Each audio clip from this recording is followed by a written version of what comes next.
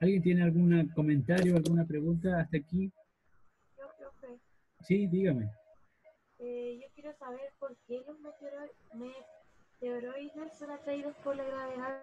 ¿Es algo como que está compuesto en ellos? ¿O es su naturaleza? De acuerdo.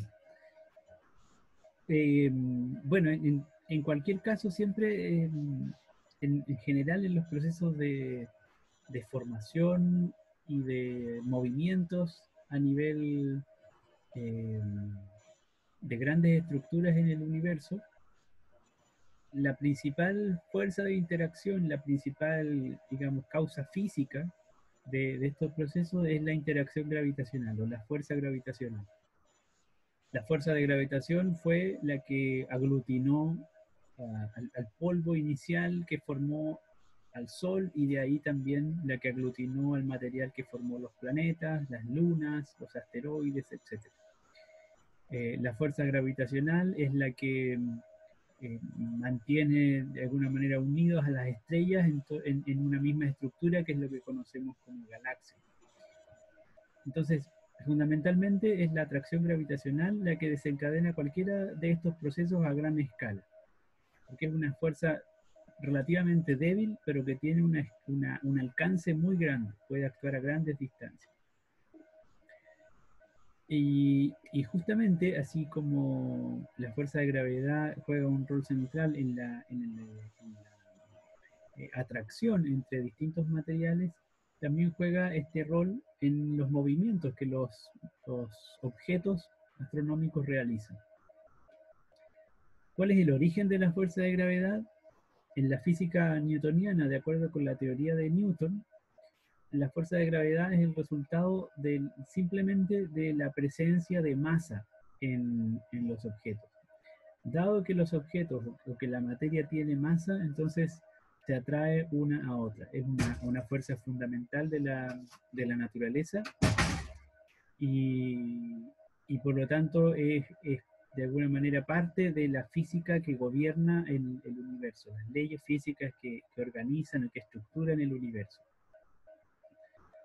Así es que los meteoroides específicamente, como son objetos materiales que tienen masa, al igual que el planeta Tierra, interactúan gravitacionalmente entre sí e interactúan gravitacionalmente con el planeta Tierra. Y la interacción gravitacional tiene la característica de que siempre es atractiva, siempre los objetos se atraen mutuamente por acción gravitacional. Desde el punto de vista de la teoría de Newton, la atracción gravitacional es universal, es decir, ocurre entre cualquier tipo de objeto que tiene masa. Y es la digamos, la teoría física que nos permite explicar la caída de una manzana, por ejemplo, al mismo tiempo que nos permite explicar la órbita de la Luna alrededor de la Tierra, o nos permite explicar la órbita de la Tierra alrededor del Sol, o la formación del Sol, y también nos permite explicar justamente las órbitas que realizan los cometas en el sistema solar, o las órbitas o los movimientos que realizan los meteoroides que se aproximan a la Tierra. Se aproximan fundamentalmente porque están siendo atraídos gravitacionalmente por el planeta y dependiendo de la orientación de su movimiento, depende de la velocidad inicial que tengan, esa atracción va a resultar en un movimiento orbital alrededor del planeta, como en el caso de, de los cometas, por ejemplo, que orbitan alrededor del Sol, o en general, como se trata de objetos muy pequeños, los meteoroides, en comparación con el planeta, van a ser atraídos hacia la atmósfera y muchos de ellos van a desaparecer en la atmósfera porque se van a disolver y otros van a colisionar con la superficie del planeta.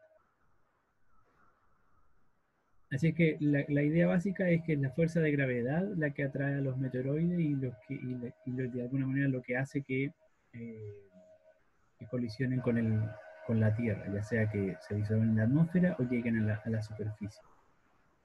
Ahora, Gracias, también, gracias. ok, también uno a veces escucha hablar de lluvias de estrellas, eh, y esas lluvias de estrellas incluso se pueden predecir, se pueden anticipar, porque están calendarizadas. Básicamente se trata de un fenómeno en el cual ocurre durante una noche, durante varias noches, una gran cantidad de estrellas fugaces, digamos un fenómeno que ocurre con mucha frecuencia durante un par de noches. Eso es lo que se conoce como lluvia de estrellas. Es decir, si uno se queda observando en la noche, va a observar una gran cantidad de estrellas fugaces. Básicamente lo que va a observar son justamente meteoros, es decir, meteoroides que son capturados por la atmósfera terrestre debido a la acción gravitacional y que van a disolverse en la atmósfera, van a brillar. Y lo que estamos viendo es una gran cantidad de estrellas fugaces justamente porque recuerden que los meteoroides no son otra cosa que restos pequeños de roca, de partículas, de polvo, que están suspendidos en el espacio interplanetario y la Tierra se está moviendo a lo largo de este espacio interplanetario en su órbita y por lo tanto en algunas ocasiones en el transcurso de su órbita ocurre que hay algunos lugares del camino que tienen mayor presencia de polvo interplanetario. Así es que en la medida en que la Tierra atraviese esos lugares en los cuales hay remanentes de polvo y meteoroides distribuidos, flotando en el espacio, orbitando alrededor del Sol, cuando la Tierra pasa por ahí, entonces muchas de estas partículas ocurre que ingresan a la atmósfera atraídos por la Tierra y, y lo que observamos es justamente una gran cantidad de estrellas fugaces.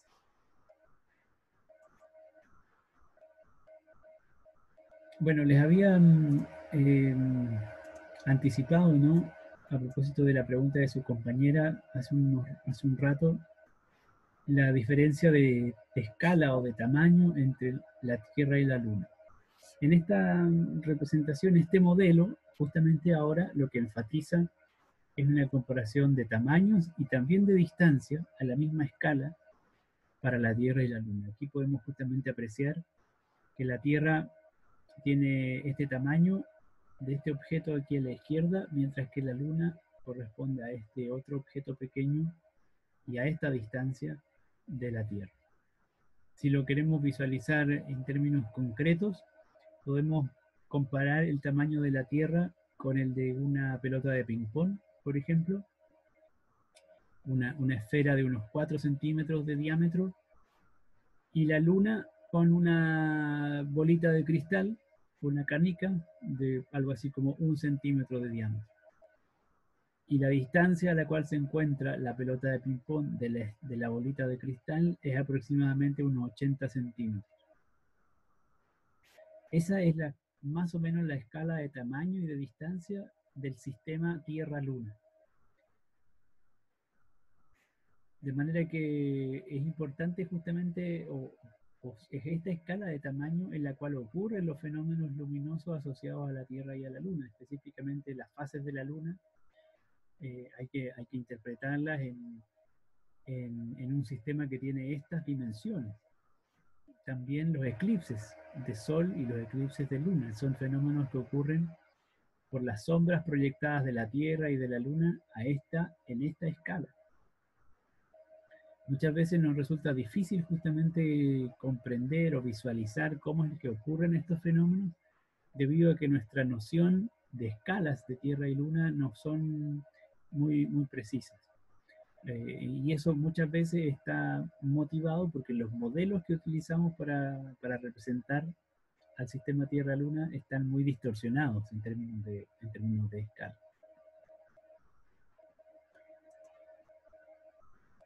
Les quiero sugerir justamente cuando tengan la oportunidad de verlo, un recurso que está en internet y que simula la escala de distancias y tamaño en el sistema solar, suponiendo que la Luna, nuestra Luna, fuera un objeto del tamaño de un píxel de la pantalla, de un cuadrito de la pantalla. Entonces, con esa escala de medida, se pueden reconstruir o se pueden dibujar, modelar los distintos planetas y las distancias a las cuales se encuentran los planetas. Para que puedan apreciar justamente la magnitud del sistema solar y la cantidad de espacio vacío que ocurre o que se encuentra en el espacio interplanetario. Aquí tenemos otra representación ahora del sistema Sol, Tierra y Luna, es decir, estos tres astros, donde podemos apreciar un par de características interesantes al mismo tiempo que reconocer otras limitaciones. Las limitaciones, por supuesto, tienen que ver con las escalas de tamaño y de distancia. Si bien la Tierra y la Luna parecen tener tamaños relativamente adecuados, dijimos que el tamaño de la Luna es aproximadamente un cuarto que el tamaño de la Tierra. El tamaño del Sol, por supuesto, es absolutamente irreal en el sentido de que está representado como una esfera de mucho menor tamaño de lo que debería aparecer. Y además, por supuesto, las distancias entre el Sol y la Tierra y la distancia entre la Luna y la Tierra están completamente modificadas. No son las escalas correspondientes de distancia. Pero el modelo en este caso sí nos muestra un par de características interesantes como son la órbita de la Tierra alrededor del Sol, el movimiento que llamamos de traslación, y además, mientras la Tierra está orbitando alrededor del Sol, la Luna está orbitando alrededor de la Tierra. Adicionalmente, se puede apreciar el movimiento de rotación de la Tierra y, a su vez, el movimiento de rotación del Sol. Cuando hablamos del sistema Sol, Tierra, Luna, estamos hablando fundamentalmente de estos tres objetos y de sus respectivos movimientos relativos. Sí, diga. Que hasta mí se me olvidó qué significaba rotación y traslación. ¿Me podría decir, por favor? Claro, en el caso de esta animación lo que vemos es el movimiento de la Tierra alrededor del Sol. Ese movimiento de la Tierra alrededor del Sol es lo que conocemos como movimiento de traslación. Es el movimiento que tiene un periodo de 365 días, es decir, un año de movimiento alrededor del Sol es la traslación.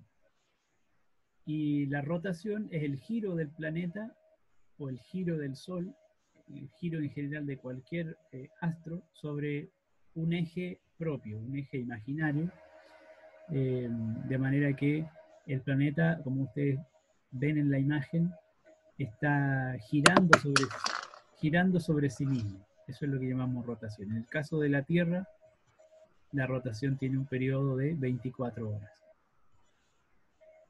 La Luna también está orbitando o trasladándose alrededor de la Tierra. El periodo orbital de la Luna son 29 días aproximadamente.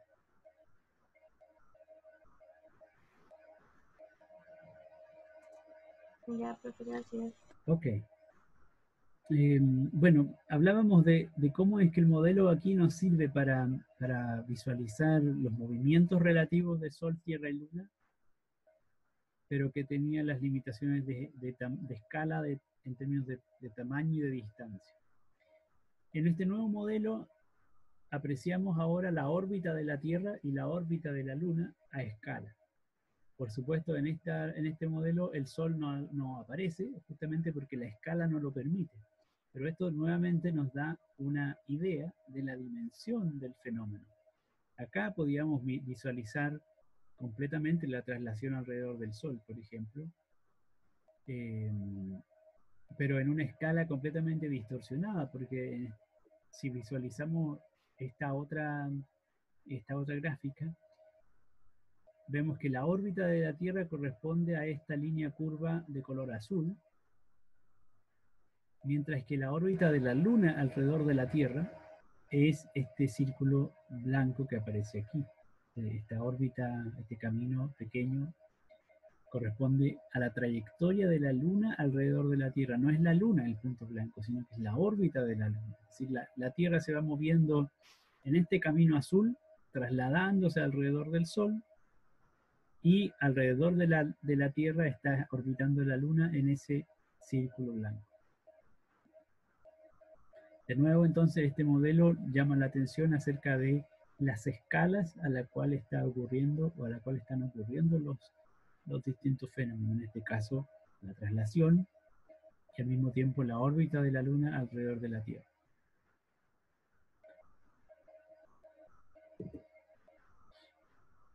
Bueno, hemos mencionado algo acerca de los movimientos de la Tierra, dijimos rotación, traslación, y vamos a agregar un tercer movimiento, el de precesión. El movimiento de rotación, como les decía, corresponde al giro del planeta sobre sí mismo en torno a un eje que cruza al planeta de polo a polo y que por supuesto es un eje imaginario.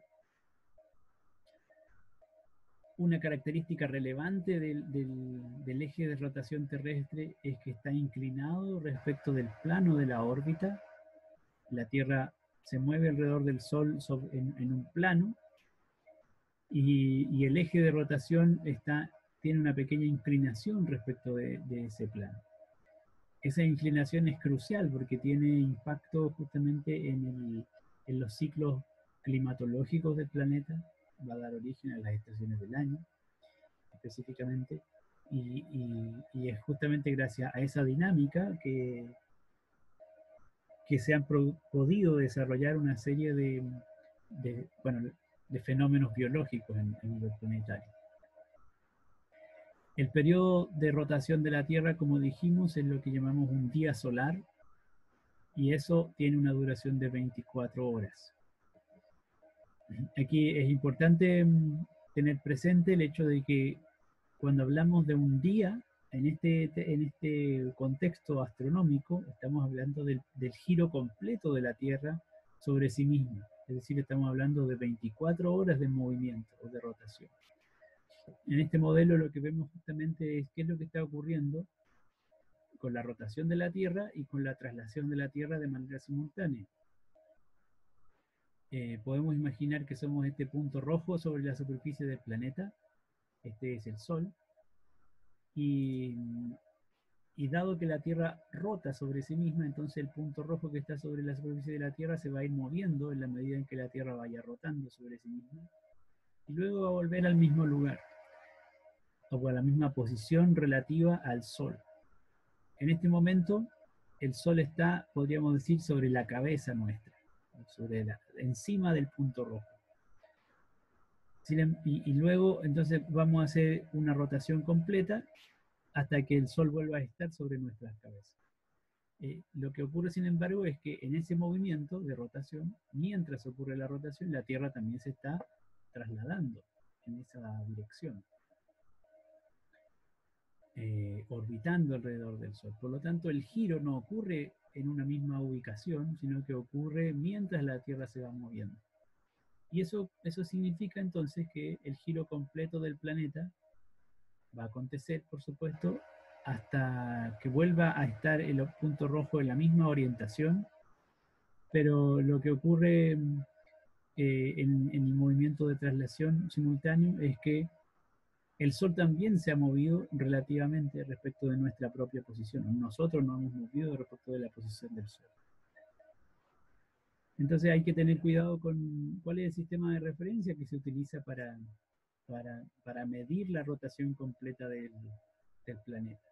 Si se utiliza como referencia las estrellas que están muy lejos, las estrellas fijas, entonces la rotación completa termina antes de lo que termina una rotación hasta que el Sol vuelve a estar sobre nuestra cabeza.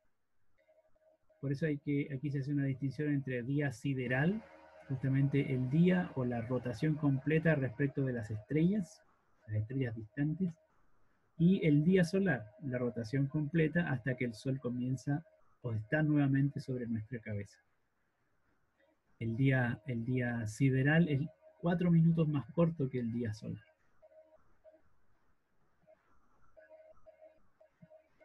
Cuando en nuestra vida cotidiana, sin embargo, hablamos de día, en general nos estamos refiriendo no al periodo de 24 horas, sino solamente a este periodo del ciclo diario en el cual recibimos luz directamente. Es decir, el lapso de tiempo en el cual está iluminada directamente la superficie de la Tierra. Y ese periodo en general, ese tiempo en el cual recibimos luz solar de manera directa, es un periodo que está cambiando, está modificándose su duración a lo largo del año.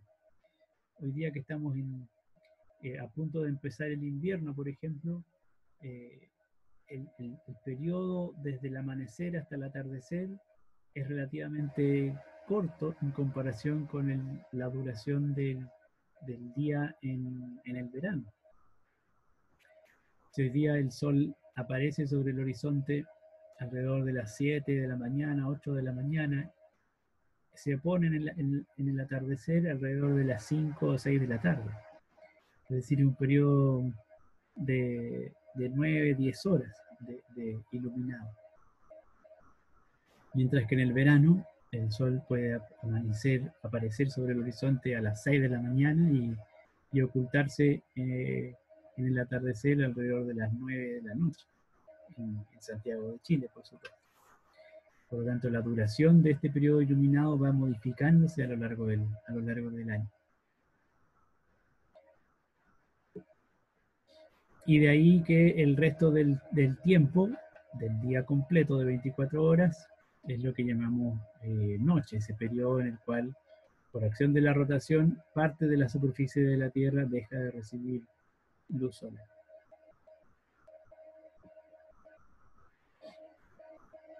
Justamente debido a la inclinación del eje de rotación terrestre, ocurre que la duración del día es variable dependiendo del lugar de la superficie de la Tierra donde nos encontremos. Así como varía la duración del día durante el año, debido también a la inclinación del eje terrestre, también va a variar la duración del día en función de lo que llamamos latitud, es decir, la ubicación en la superficie terrestre respecto del ecuador terrestre, la línea imaginaria que demarca la mitad del planeta.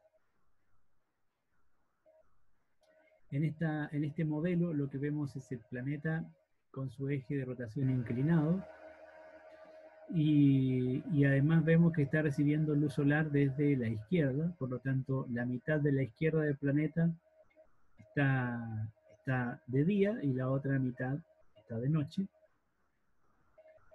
Pero al mismo tiempo el planeta está rotando, por lo tanto está cambiando las horas, el momento del día está modificándose en cada punto del planeta. Y lo curioso, lo interesante es que en esta distribución, si ustedes se fijan, el extremo sur del planeta, por ejemplo,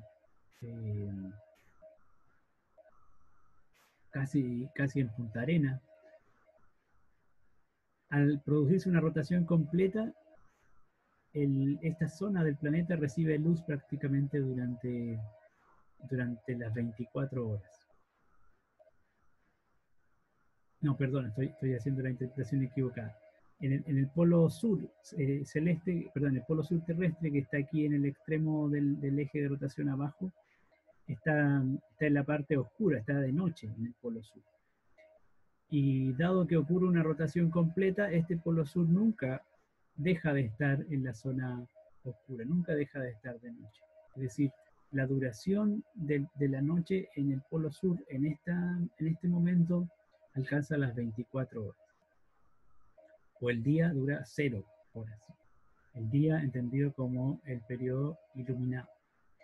Y al contrario, en el caso del polo norte, dada una rotación completa, vemos que siempre o continuamente recibe luz durante 24 horas.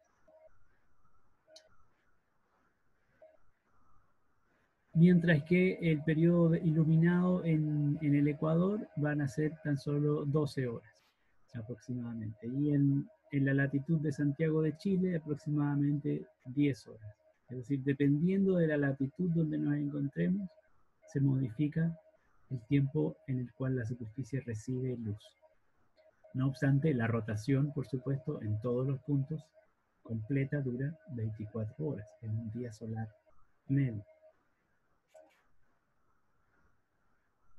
El movimiento de precesión es un movimiento que tiene poca incidencia en nuestra vida cotidiana, pero que está presente en el planeta y es muy semejante a lo que vemos en este caso, en este modelo donde se muestra o se representa a la Tierra vista desde el norte, vista por encima del polo norte. Este movimiento de precesión es análogo al giro que realiza un trompo, por ejemplo, cuando está rotando. Resulta un movimiento que no logramos percibir en nuestra escala de tiempo, dado que tiene un periodo de ocurrencia de unos 25.000 años. O sea, la Tierra se demora unos 25.000 años en hacer un giro completo como este que se ve en la imagen.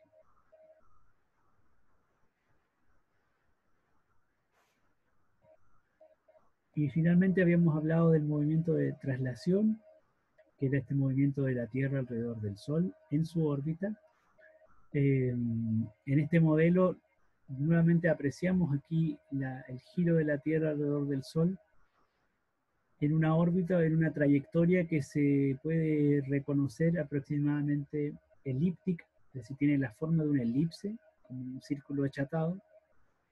Sin embargo, este modelo tiene una limitación, y es que la órbita que la Tierra realiza, si bien es una elipse, no es una elipse tan achatada como se aprecia en esta representación. Es mucho más parecida a una circunferencia que a una elipse, el movimiento de la Tierra. Y justamente aquí hay una dificultad, y es que, dado que parece un movimiento de traslación en forma de elipse, y como que está muy exagerado el movimiento, entonces en algún momento la Tierra está muy cerca del Sol, y en un momento opuesto está muy lejos del Sol, aquí muy cerca y acá muy lejos. Bueno, muchos modelos de la traslación terrestre justamente enfatizan esta forma de elipse de la órbita, y lo hacen, como en este caso, con una exageración, como que el Sol estuviera muy cerca de la Tierra en un momento y muy lejos de la Tierra en otro momento. Y esta idea conduce a algunas interpretaciones imprecisas, especialmente en nuestros estudiantes, porque cuando se piensa, por ejemplo, en el origen de las estaciones del año, entonces la idea intuitiva es que en el verano hay más calor, hay temperaturas más altas, porque estamos más cerca del Sol. Y en invierno hay temperaturas más bajas porque estamos más lejos del Sol. Esa interpretación es equivocada, es errada, y está basada en esta idea de que la Tierra se acerca y se aleja del Sol de manera muy significativa. En general, esa idea está promovida justamente por modelos de la Tierra y del Sol que son semejantes a esto. La idea de que la Tierra orbita en una elipse, y que en algún momento está muy cerca y en otro momento está muy lejos del Sol. Es verdad que la Tierra orbita en una elipse, pero es una elipse que se parece mucho más a una circunferencia, es decir, está poco achatada la forma de la curva. Por lo tanto, el Sol no se acerca ni se aleja significativamente de la Tierra, o al revés, la Tierra no se acerca ni se aleja significativamente de la Tierra. Hay una diferencia de distancia muy, muy pequeña. Profe, Sí, entonces, ¿cómo se crean las estaciones si no por eso? buen punto. Justamente lo vamos a revisar en el modelo inmediatamente siguiente, ¿ya? Porque eh, si bien las estaciones del año están asociadas al movimiento orbital, hay un rol que juega el movimiento orbital. El origen de las estaciones del año no radica simplemente en el movimiento orbital, no radica simplemente en la supuesta cercanía o lejanía de la Tierra respecto del Sol. Lo último que, antes de pasar a la respuesta directamente, lo último que es importante tener presente para enfrentar o para contrastar la idea de que es la cercanía o la lejanía la que produce las estaciones, es que tenemos que pensar que si fuera la cercanía o la lejanía, por ejemplo acá, cuando estamos muy cerca del Sol diríamos, bueno, es el verano. Si estamos muy cerca del Sol es verano, entonces tendríamos que apreciar, o tendría que ocurrir el verano en todo el planeta, dado que todo el planeta está cerca del Sol. Sin embargo, cuando es verano en el hemisferio sur del planeta, resulta que es invierno en el hemisferio norte. Y al revés, cuando estamos muy lejos del Sol acá, podríamos decir es invierno, pero tendría que ser para todo el planeta. Sin embargo, nosotros que ahora estamos en invierno, sabemos que en el hemisferio norte comienza el verano. Entonces, la hipótesis de que la cercanía o la lejanía de la Tierra respecto del Sol causa las estaciones del año se contradice con el hecho de que las estaciones del año ocurren de manera intercambiada entre los hemisferios. Cuando en el hemisferio sur hay invierno, en el hemisferio norte hay verano, y al revés también.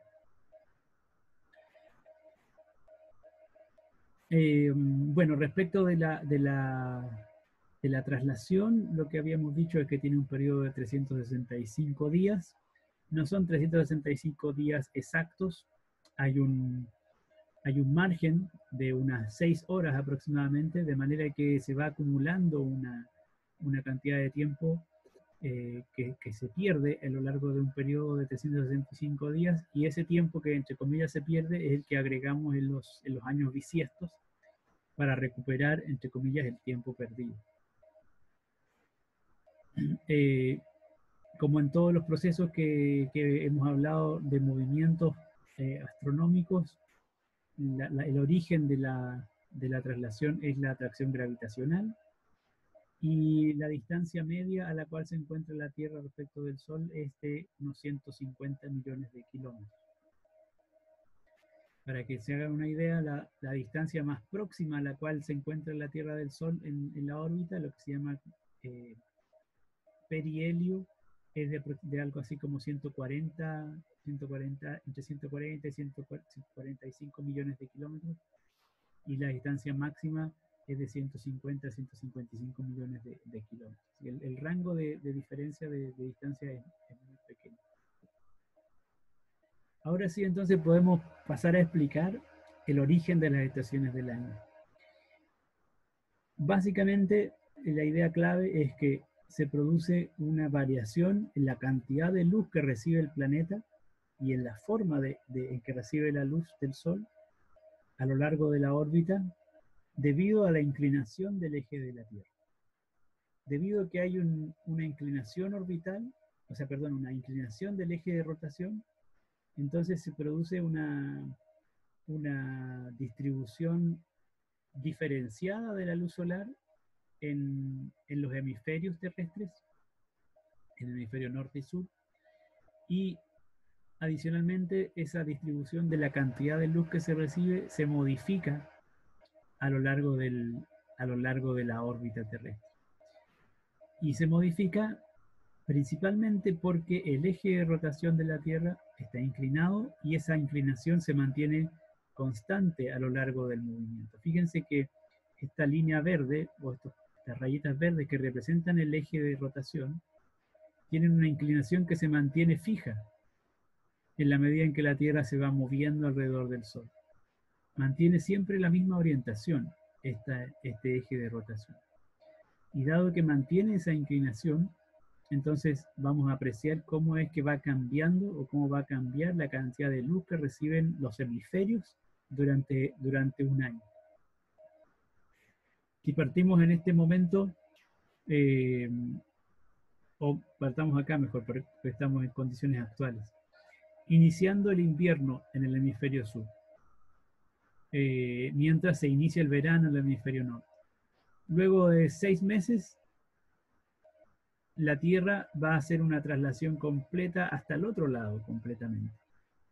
Es decir, va a estar en esta posición, y ahora va a estar comenzando el verano en el hemisferio sur y comenzando el invierno en el hemisferio norte. En 3 meses pasa por una fase intermedia, que es lo que conocemos como primavera y otoño en los hemisferios. El paso de invierno a verano y el paso de verano a invierno, dependiendo del hemisferio en el cual se encuentra. Y en otros 3 meses, desde el verano hasta el otoño en el caso norte, y del invierno al sur, del invierno a la primavera en el caso del hemisferio sur. ¿Qué es lo que está pasando en esos movimientos? Fundamentalmente es que está cambiando la cantidad de luz que se recibe en cada porción de la Tierra. Y para que apreciemos esa diferencia, podemos mirar este modelo que justamente nos muestra la rotación de la Tierra inclinada respecto del plano orbital, y vamos a comparar la cantidad de luz que se reciben en estas dos zonas del globo, en esas dos barritas amarillas. Luz que proviene del Sol, por supuesto. Esas dos secciones o partes de la superficie terrestre tienen el mismo tamaño y están en la misma distancia del ecuador terrestre, de la mitad del planeta. Cuando recibe rayos de luz, cada una de esas zonas recibe una cantidad diferente de rayos de luz y además una cantidad, una inclinación de los rayos muy distinta. Fíjense, comparen la cantidad de rayos que inciden sobre esta superficie y su orientación casi perpendiculares a la superficie de la Tierra, mientras que acá arriba los rayos inciden muy inclinados respecto de la superficie y además, dada la inclinación, son una menor cantidad de rayos de luz. Así es que en estas dos zonas del planeta se reciben cantidades diferentes de energía, es decir, de energía solar. La inclinación de los rayos es muy distinta y además, si comparamos esto con la rotación y la duración del día en cada una de estas zonas, aquí el día dura muy pocas horas, aquí dura muchas más horas. Entonces estos tres fenómenos implican o tienen como consecuencia que las temperaturas aumentan más durante un día en este lugar, en esta zona geográfica, que en esta otra zona geográfica. En este caso entonces estamos experimentando altas temperaturas, aquí bajas temperaturas. Aquí estamos en verano, aquí estamos en invierno.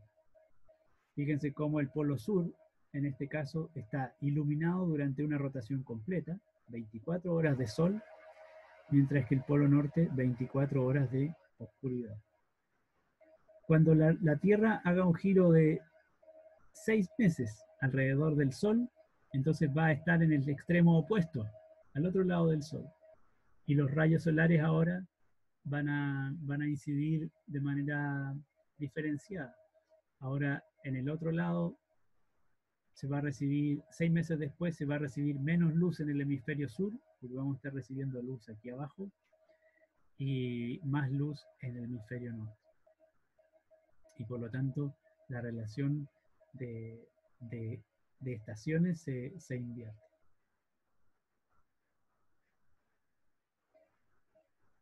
Esta es la causa o la razón principal por la cual ocurren las estaciones del año. La diferencia de energía recibida por la superficie de la Tierra en función de su orientación respecto del Sol, debido a la inclinación del eje terrestre. Deben quedar muy pocos minutos.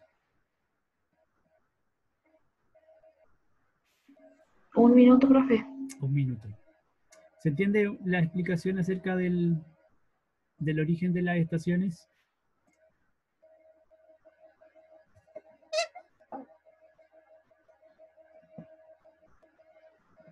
Sí, profe, yo por lo menos entendí. Ok, bien. Vamos a suspender nuevamente antes de que se interrumpa la sesión y nos conectamos en los últimos minutos para cerrar la clase, ¿ya? Así es que voy y vuelvo en 1 minuto.